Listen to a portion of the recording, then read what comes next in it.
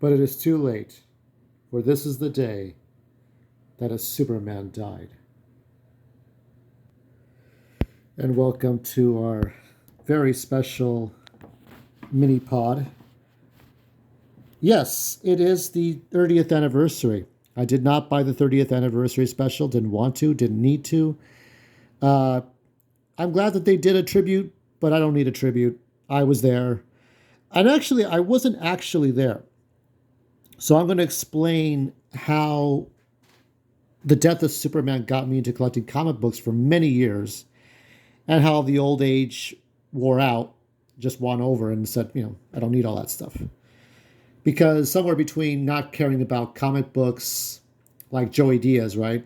And then being like Jeffrey of Jeffrey's Comic Books in California, Torrance, where he would collect comic books forever, okay? I'm somewhere in the middle. That's how I am today. But back then, the death of Superman, I was 14. Now, the creators, Jerome Siegel and Joe Shuster, were on their last legs.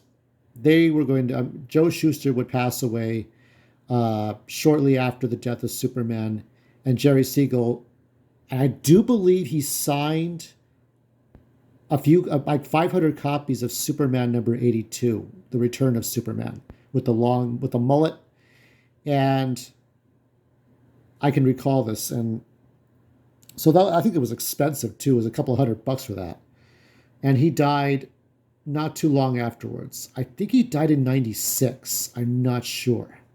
And I know Curt Swan died. He was the sort of the Silver Age Superman, the Superman artists for that time. But I did not get into the death of Superman until, so it all started in 1992 when I went to an all-boys high school, Catholic Salesian High School, okay?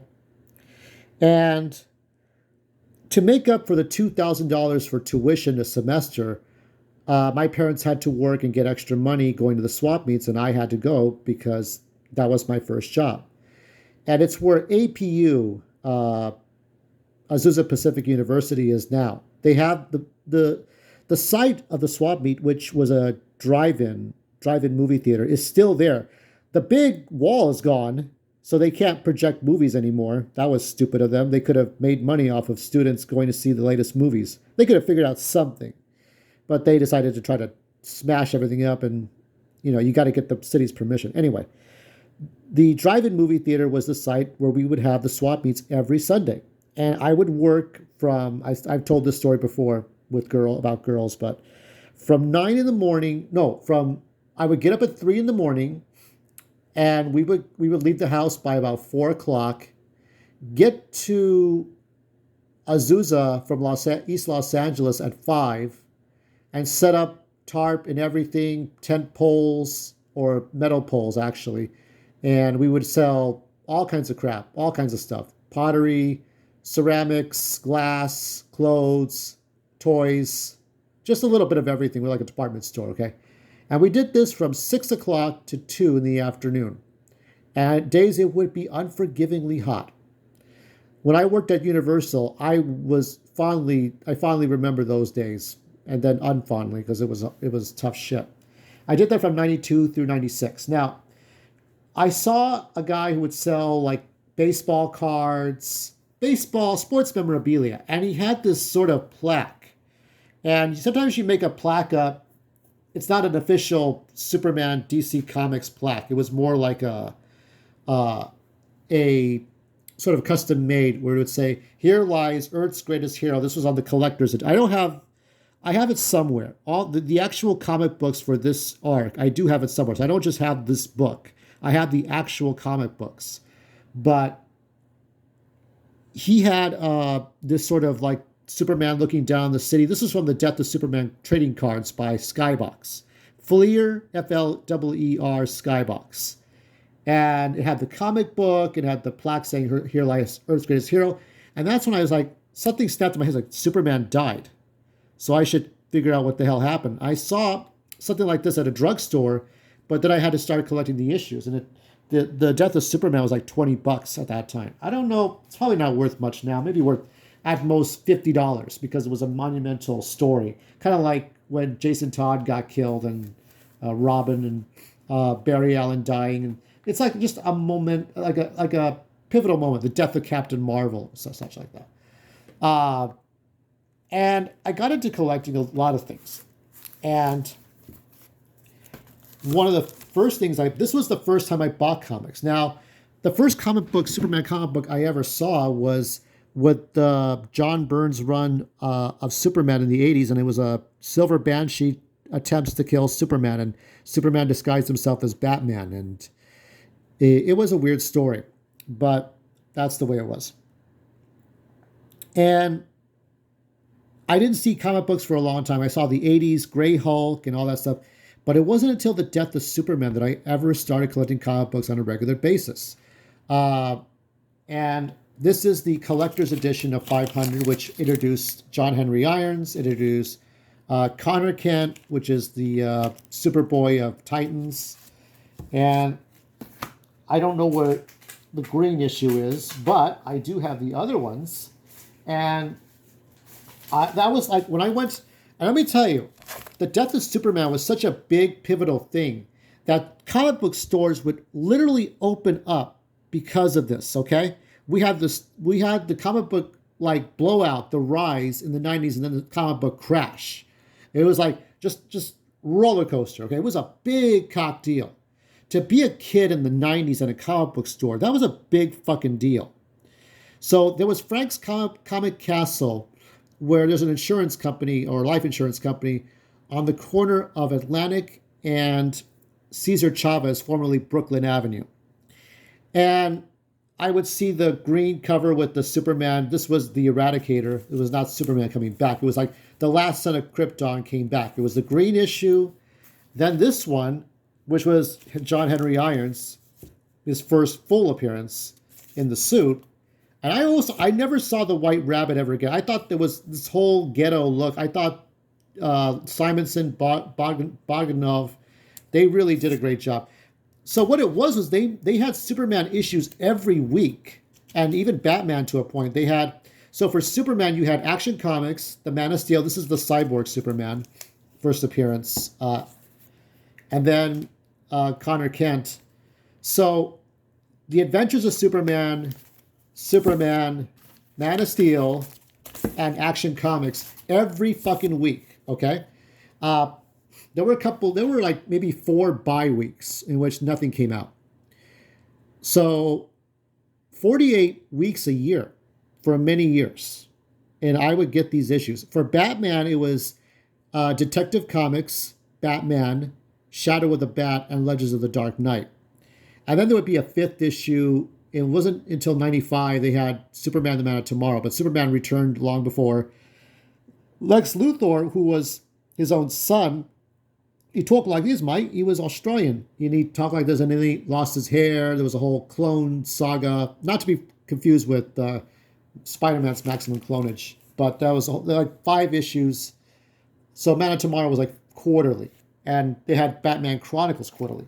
And it got me into collecting not only Superman, but some of the Spider-Man stuff. So and we today, whether it's ISOM or DC or Marvel or something that's exclusive to Golden Apple or some big 4-star comic book store, you would see exclusive covers. But back then, when you had a collector's cover, or in this case, this is the only cover for Amazing Spider-Man 365, but this is the hologram cover. So you would have holograms. Some issues have a 360-degree hologram where you would walk around the comic book and then the hologram would follow you from a perspective. You had, let me see if I have this one. I have another one. This one I have. I showed this on Twitter.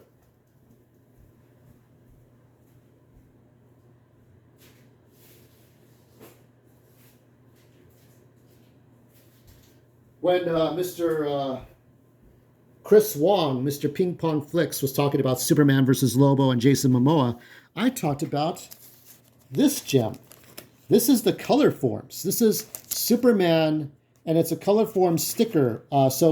There's stickers inside, and they did this for the Milestone crossover, but this was the first of its kind, putting stickers, and then you rearrange the stickers, and it's a cover you play with. Okay, this is a collector's edition of that. So there were gimmicky covers. There were hologram covers, splash covers, lenticular covers like Superman's 60th birthday, and Wizard magazine cashed in on it too. So not only there were new comic book stores like Frank's Comic Castle or Comic Galaxy or Comic World.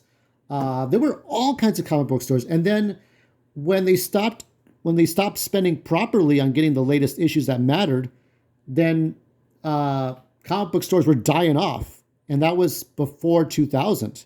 So 90s, you saw the rise of stores and you saw the fall of stores. And this is Wizard World's Dark Book, and this is the 90s stuff. I mean, this is 90s style comic book stuff. I'm trying to see if I can find Rogue.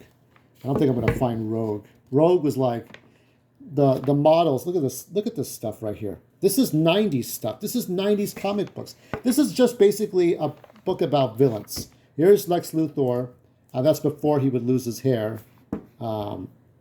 See if we can show that better, because everything's fucking blurry for some fuck reason. There's Lex Luthor the second, and that's I do believe that is Dan Jurgens right there as a young man. Dan Jurgens is sort of Matlock. He's sort of like Andy Griffith in his old age now.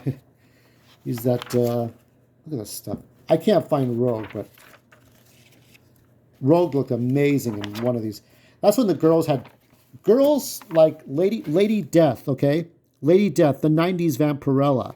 They look like slutty pinup girls with big boobs, big tits, and big hair. This is just like what it was like for me collecting comic books. I collected the Mark Bagley run of Spider-Man. There's the Cyborg Superman. There's a new villain after the return of Superman. So many different things. This is all about the 90s stuff. I'm just showing you this for the 90s aspects of what it was like. I would collect different issues, different kinds of comic books, okay? Jim Ballant was like the master. If you want to know what a slightly pornographic comic, I mean, he can get as pornographic as he could without going too far. Just look up Jim Ballant, Jim, and last name Balent. Look up his art. Sexually erotic stuff. Great stuff. I don't know if he's still doing art mainstream today, but he did some fantastic stuff. Jim Lee still does fantastic stuff, but Jim Lee is now the suit and tie guy. And this is Kingdom Come. Now, Kingdom Come was the last series I bought as a minor before I turned 18. Just like Super Mario RPG, this was the last series I bought as a minor, and then I turned 18. And this is the Absolute Edition, of course, 2006. But that's the stuff I bought. I was just amazed, forever amazed. And time went on, and I stopped collecting Superman at a time. Pardon me. Flies. I stopped buying Superman at a time when the series just got stale for me. And you have middle stories, but middle stories are just hard to do all the time. And so therefore I just at some point I was like, I can keep reading this forever. So at some point I stopped after Ending Battle, which was an 8-part miniseries. And I think after the death of Lois Lane, which was just an illusion, right? It was a mindfuck. Lex Luthor President Lex Luthor lost his ability to remember Superman's identity because Manchester Black took it away from him, took it back. He figured out Clark Kent was Superman in one issue. I think that was the one with Uncle Sam from I forgot what of those comic books. EC Comics? I don't remember. And he had learned the identity and then he forgot it. Then Manchester Black ended himself. There were different stories. One of my favorites, I think, was Superman taking over the world. But it was just the haphazard way it happened. It was weird. So looking at Star Wars Legacy, these are just comic books I collected after Superman. I did collect Superman and Batman by Jeff Loeb. And I think his son wrote a story and he did a tribute to his son. I'm not sure how that worked. But I collected a lot of the Superman Batman stories after 2004. When Lex Luthor lost everything. He lost his presidency. He lost his his title as Esquire, not Esquire, CEO. He lost everything. So I collected like independent stuff, okay? And at the time, Dark Horse Comics making Star Wars was not, it was old, but not too old. It was like 14 years. And then I got into He-Man. Actually, He-Man came before Star Wars, but I collected all this stuff. Some of the great stuff I collected, independent stuff like Ghostbusters from 88 miles per hour. I think I collected, I don't remember EGE, the very first Tron comic books that I showed. I collected that. Earth One, which came about in 2011.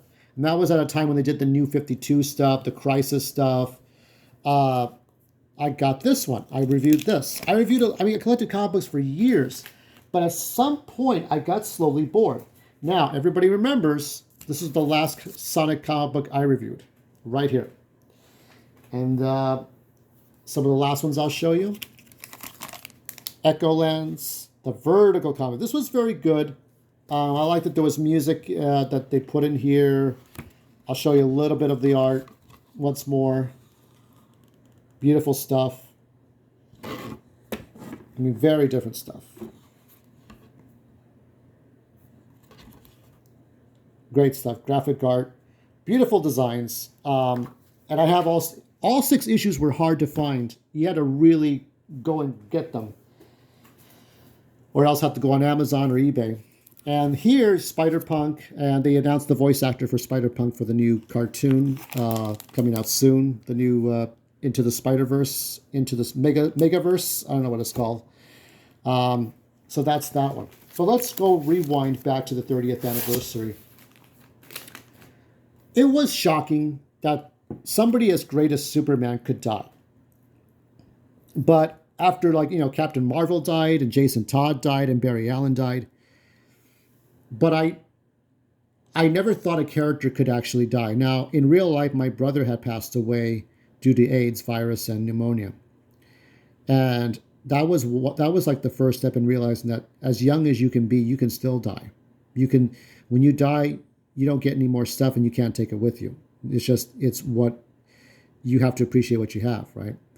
But here we thought a character that was so powerful. Now, to be fair, Jerry Siegel wrote his final story, which was the death of Superman in 1959, which, if you get that, it's a nice collector's item. I mean, it may be worth something in the aftermarket, but that was a beautiful story. The only thing I didn't like was the cover to it. I mean, it should have been better where it would say Lex Luthor and Superman are friends, and then you don't realize he dies until the very end of inside the comic book itself. Don't tip the hand, right? It was like, so Jerry Siegel was tired of being the easily disposable paper boy for DC Comics, and he wrote his last story and said, "That's it, I'm done." Then the lawsuits happened, and now you see a special arrangement with the family, pay up. But looking back, this was always a gimmick. It's a fucking gimmick. I mean, what made Doomsday scary was that he didn't talk. So you didn't know what he was thinking. You didn't know what he wanted. You didn't know why he wanted, but that he just destroyed things. And whatever his thoughts were, they didn't matter. He just wanted to destroy anything. His thoughts were just, I suppose they could have used magic like Zatanna or Dr. Fate to stop Doomsday. I don't know why they never did. So you ask a few more questions after you look at this and say, this was a big gimmick. And as somebody said in DC, I don't know who said this, maybe it was the editor, but nothing else in the world happened on the day Superman died. So whether you like it or hate it, I think in some ways I've outgrown the story. I've outgrown what had happened 30 years ago. And nowadays, I think I bought the latest TMNT collection with April O'Neil and Splinter and Casey Jones and Janica. I guess it's a female, like Venus, like the fifth turtle. That's a girl. Didn't care for that collection. I like the original collection better. So, I think I bought King of Spies. It's like a dark James Bond type of thing with Mark Miller writing it. And my favorite current Superman story, and I'm doing art on that. So in short, if you still think the story holds up, that's great. I think in some ways it doesn't. In some ways it does not hold up. mostly because you have these characters that you have to explain through previous comics, like the Underworld clones that die off in the Battle for Metropolis and the Fall of Metropolis, when Lex Luthor tried to commit, political and corporate or actually was trying to create genocide by killing the whole city. He was going to die, and he was going to take the whole city with him, which he got out of with a fake clone and all that. Yeah, it's a beautiful shot. I mean, Lois looks great. And I don't think they can top that. Now, the whole story about somebody turning into Doomsday and Superman saving his life, and then you got the Guardian, you got John Henry Irons, and I think the last one's dealing with the Ma and Pa Kent, which in this one they look very old before the Smallville TV show, but that's just the way it was.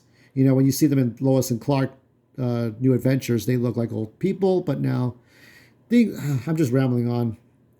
But I think in short, I'm okay with the collection that I have.